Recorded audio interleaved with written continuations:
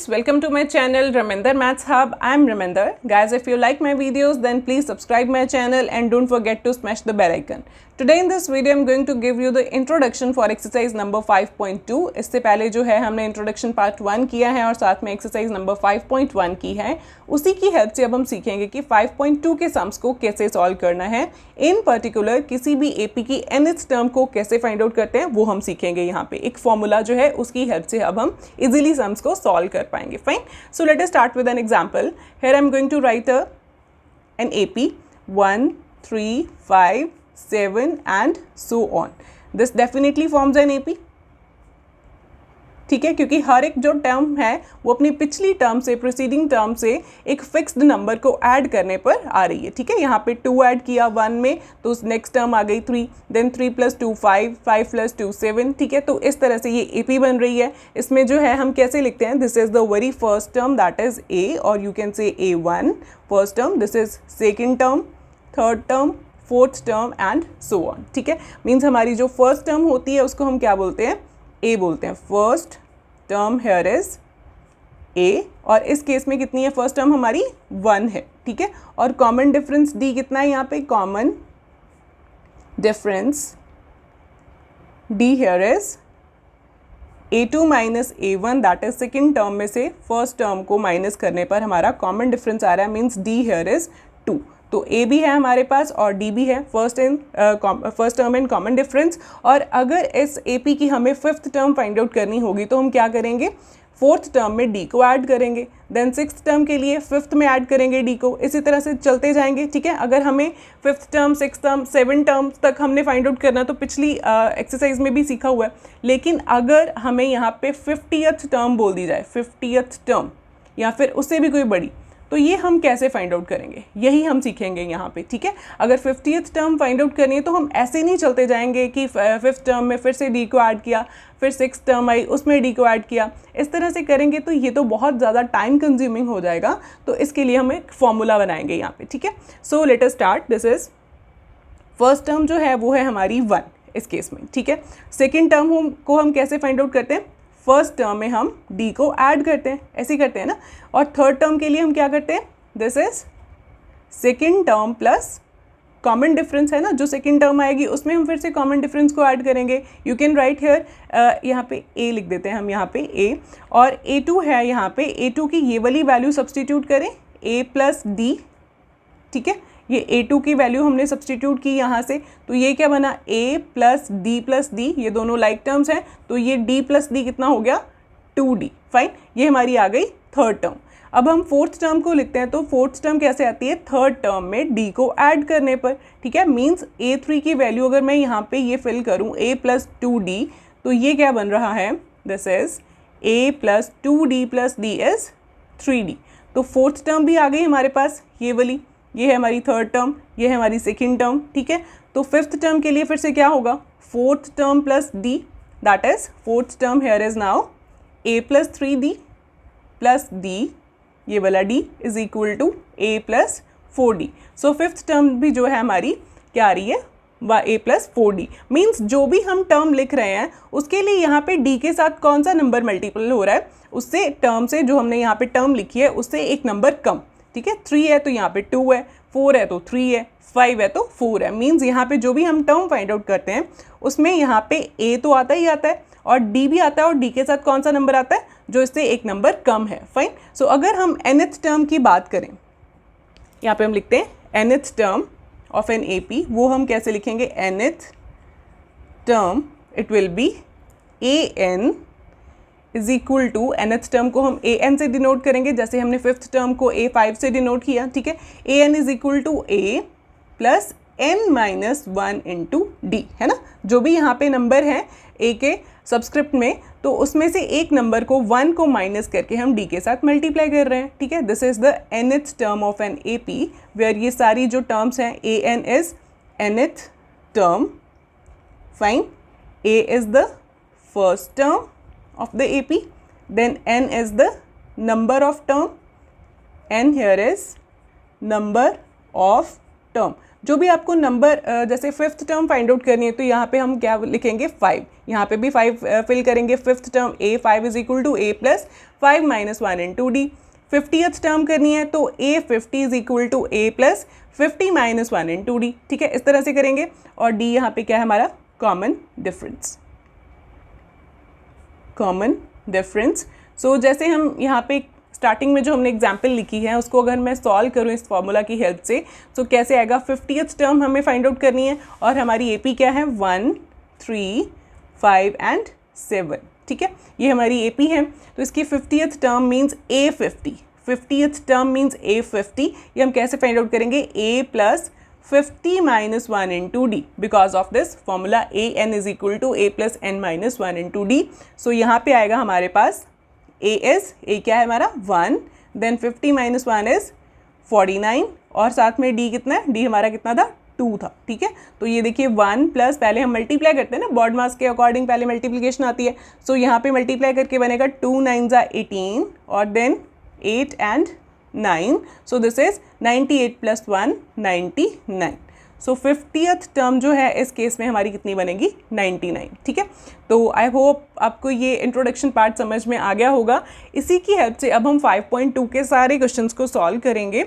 उसमें देखिए क्वेश्चंस कैसे आएंगे कि जैसे आपको यहाँ पे 4 टर्म्स हैं AN, N, AND, ठीक है। तो ये वाली सारी टर्म्स हैं, यहाँ पे कोई भी 3 टर्म्स आपको दे दी जाएंगी और आपको जो 4th टर्म है वो आपको फाइंड आउट करने के लिए बोला जाएगा। मीन्स जैसे AN प्रोवाइड कर दिया, A भी प्रोवाइड कर दिया, D भी प्रोवाइड कर दिया, N फाइंड आउट करने को बोलेंगे। तो यही हम फॉर्मूला यूज़ करेंगे। तो इसमें वैल्यूज़ पुट करेंगे, हमारे पास एक जो वेरिएबल मिसिंग है वो उसका आंसर आ जाएगा, ठीक है। तो जैसे अब हम 5.1 एक्सरसाइज को सॉल्व करते हैं। 5.1 देखिए क्या है, क्वेश्चन क्या है हमारा 5.2, sorry, this is first question is fill in the blanks in the following table given that A is the first term, D is the common difference and AN the nth term of the AP, ठीक है। यहाँ पे हमें fill up solve करने हैं। Questions है हमारे, first देखिए A is 7, D is 3, N is 8 और हमें AN फाइंड आउट करना है, ठीक है। सो लेट अस स्टार्ट।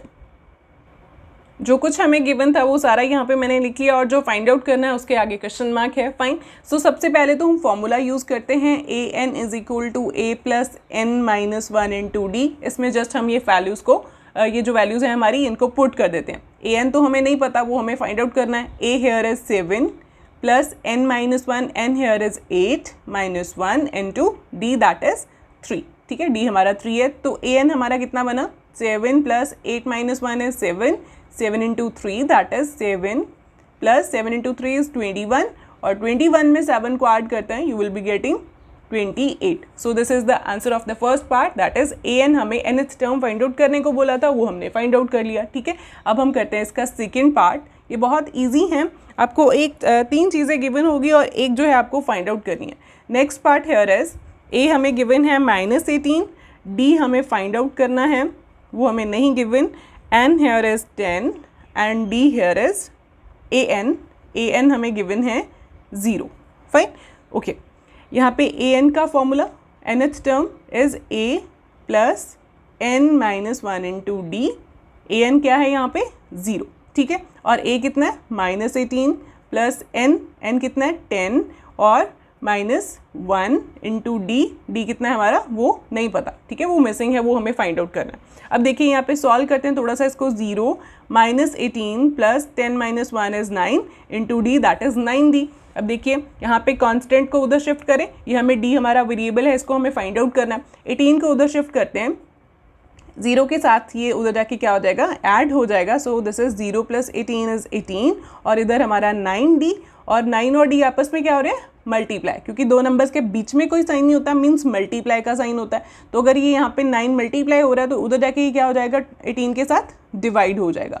सो यहाँ पे कटिंग पॉसिबल है, 9 1 ज़ा 9, 9 2 ज़ा 18, सो D इज 2 हेयर। D का आंसर आ गया हमारा, ठीक है, ये भी सॉल्व हो गया। अब हम थर्ड पार्ट भी कर लेते हैं। Third part is 4 A is 46, no A हमें फाइंड आउट करना है, ठीक है। A हमें यहाँ पे फाइंड आउट करना है। हमें गिवन क्या है, D is equal to -3, N is 18 and AN nth term जो है वो हमारी -5 है, ठीक है, ओके। अब देखिए ए एन का फिर से फॉर्मूला, हमारा ए मिसिंग है, डी गिवन है, एन गिवन है, ए एन गिवन है, फॉर्मूला nth टर्म का ही आएगा A plus N minus one into D. So A N है हमारा -5, ए हमारा मिसिंग है, उसको हम ऐसे ही रहने देंगे, और एन क्या है 18 minus 1 into D that is -3। ठीक है, तो पहले मल्टीप्लाई करें, A plus 18 minus 1 is 17, 17 into -3 this is plus minus minus है ना, तो ये बनेगा 17 इंटू 3, ये क्या बनेगा, दिस इज 51। सो यहाँ पे -5 है, यहाँ पे -51 है, ये दोनों ही कॉन्स्टेंट्स हैं, और ए फाइंड आउट करना है। ए को हम इधर रहने देते हैं, और ये जो 51 है इसको उधर जाके हम ऐड कर देंगे, है ना, क्योंकि यहाँ पे ये माइनस हो रहा था। तो ए हमारा कितना बना फिर, plus minus is minus, 51 minus 5 is 46। So answer हमारा क्या बन गया, 46। साथ में प्लस का साइन आया क्योंकि 51 बड़ा है, उसके साथ प्लस है। ठीक है, तो ए आंसर आ गया हमारे पास। अब हम फोर्थ पार्ट भी कर लेते हैं इसका। फोर्थ पार्ट में हमें गिवन है a is equal to -18.9, d is 2.5, N हमें फाइंड आउट करना है, और ए एन nth टर्म जो है वो 3.6 है। ठीक है, सो यहाँ पे nth टर्म हमें गिवन है a plus N minus 1 into D का फॉर्मूला, ए एन का वही लगाएंगे। ठीक है, और हम यहाँ पे n फाइंड आउट करेंगे। ठीक है, n फाइंड आउट करना है, nth टर्म हमें गिवन है। ठीक है, so this is 3.6 nth term, then a हमें गिवन है -18.9 plus n minus 1 into D that is 2.5। ठीक है, अब देखिए ये तो वेरिएबल पार्ट है सारा। ठीक है, क्योंकि यहाँ पे n जो है इसके साथ मल्टीप्लाई हो रहा है, तो पहले हम क्या करें, कांस्टेंट को उधर शिफ्ट करें, यहाँ पे 3.6 प्लस हो जाएगा 18.9। ठीक है, ये वेरिएबल है ना, इसको हम एंड पे सॉल्व, मतलब सब कुछ उधर शिफ्ट करने के बाद इसको सॉल्व करेंगे। जो माइनस हो रही है, जो हो रहा है कांस्टेंट, उसको उधर जाके हम प्लस कर देते हैं। तो इधर क्या बच रहा है, n माइनस 1 इंटू 2.5। ठीक है, अब इनको ऐड करके देखिए क्या बन रहा है, दिस इज कैसे ऐड करेंगे, 3.6 और साथ में 18.9, पॉइंट के नीचे पॉइंट होना चाहिए, फाइन, इसमें गलती नहीं होनी चाहिए। 6 plus 9 is 15, then 3 plus 8 plus 3 is 11 plus 1 12। So ये आ गया हमारे पास 22.5 is equal to n minus 1 into 2.5। अब देखिए इसको इधर रहने देते हैं क्योंकि ये हमारा वेरिएबल है।